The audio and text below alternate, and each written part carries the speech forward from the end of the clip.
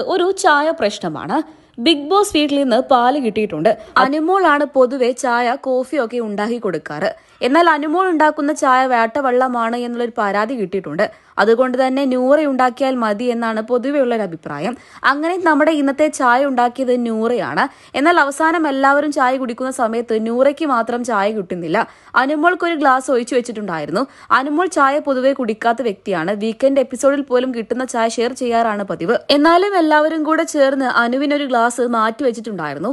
അപ്പോഴേക്കും നൂറയ്ക്ക് ചായ കിട്ടുന്നില്ല എന്ന രീതിയിലായി കാര്യങ്ങൾ. അപ്പൊ നൂറ പറയുന്നുണ്ട്, ഞാൻ അനുമോൾ ഇവിടെ ചായ കുടിക്കുന്നത് കണ്ടിട്ടേ ഇല്ല, ഇപ്പോൾ അവൾക്ക് ചായ വേണം. എന്തായാലും ഇത് കുറച്ച് മോശമായി പോയി കേട്ടോ. ഞാൻ ചായ ഉണ്ടാക്കിയതിന്റെ പരിഭവമാണ് അവൾക്ക്, അതെനിക്ക് മനസ്സിലാകുന്നുണ്ട്. അല്ലെങ്കിലും ഷാനവാസിക്ക് അങ്ങനെ തന്നെയാണ്. അനുമോളുടെ കാര്യത്തിൽ അദ്ദേഹത്തിന് വേറെ അഭിപ്രായമാണ്. അപ്പൊ ഷാനവാസ് തിരിച്ചും പറയുന്നുണ്ട്, നൂറ നീ അങ്ങനെ ഒരു സ്റ്റേറ്റ്മെന്റ് പറയരുത്.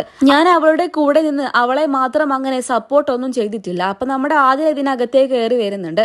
ഇക്ക ഈ പറയുന്നത് വളരെ മോശമാണ് കേട്ടോ, നിങ്ങൾ ഇങ്ങനെ പറഞ്ഞത് ഒട്ടും ശരിയായില്ല. അനു കിച്ചണിൽ നിന്നും തർക്കുത്തരം പറഞ്ഞത് ഇക്ക ഏട്ടതല്ല, എന്തുകൊണ്ട് ഇക്ക ആ സമയത്ത് പ്രതികരിച്ചില്ല? അപ്പൊ ഷാനവാസ് തിരിച്ചും പറയുന്നുണ്ട്, ആ ഒരു സ്റ്റേറ്റ്മെന്റിൽ എന്തായാലും എനിക്ക് അഭിപ്രായമില്ല എന്ന്. അപ്പൊ നമ്മുടെ ആദിലയും പറയുന്നുണ്ട്, അങ്ങനെ പറഞ്ഞു കഴിഞ്ഞാൽ തീർന്നല്ലോ എന്ന്. നിങ്ങൾക്കിടയിലുള്ള പ്രശ്നങ്ങളൊക്കെ ആദ്യം ഒന്ന് പറഞ്ഞു തീർക്ക്. നിങ്ങൾക്കിടയിൽ അങ്ങോട്ടും ഇങ്ങോട്ടും നല്ല ഈഗോ പ്രശ്നമുണ്ട്. അതുകൊണ്ട് തന്നെ നിങ്ങളുടെ വാക്കുകളുടെ കാഠിന്യം കൂടുതലാണ്.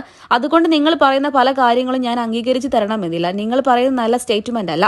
വേണമെങ്കിൽ എന്റെ ചായ അനുമോൾക്ക് ഞാൻ ചായ അവിടെ മാറ്റി വെച്ചിട്ടുണ്ട്, അനുമോൾ കുടിച്ചോട്ടെ എന്ന് തന്നെയാണ് ഷാനവാസ് ഇപ്പോൾ പറയുന്നത്. എന്നാൽ ആദിലേക്ക് അതൊട്ടും ഇഷ്ടപ്പെട്ടിട്ടില്ല. അനുമോളെ സപ്പോർട്ട് ചെയ്ത് സംസാരിക്കുന്നതാണ് ആദിലേക്ക് സത്യം പറഞ്ഞാൽ ഇഷ്ടപ്പെടാതെ പോയത്.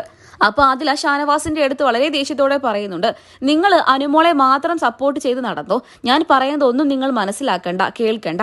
എന്തായാലും ഷാനവാസ് അദ്ദേഹത്തിന്റെ ഉറച്ച നിലപാടിൽ തന്നെ നിൽക്കുകയാണ്. കാരണം അനുമോൾ എന്തായാലും ചായ കുടിച്ചാലും ഇല്ല എന്നുണ്ടെങ്കിൽ പോലും തനിക്കത് അറിയണ്ടായെന്നും അനുമോൾക്ക് ഇവിടെ ചായ മാറ്റിവെക്കണമെന്നുമാണ് ഷാനവാസിന്റെ തീരുമാനം. ഈ തീരുമാനത്തിൽ നിങ്ങൾ യോജിക്കുന്നുണ്ടോ? എന്തായാലും ഇവിടെ നമ്മുടെ ആദിലയുടെയും നൂറയുടെയും ഒക്കെ യഥാർത്ഥ മുഖങ്ങൾ ഇങ്ങനെ തെളിഞ്ഞു വരികയാണ്.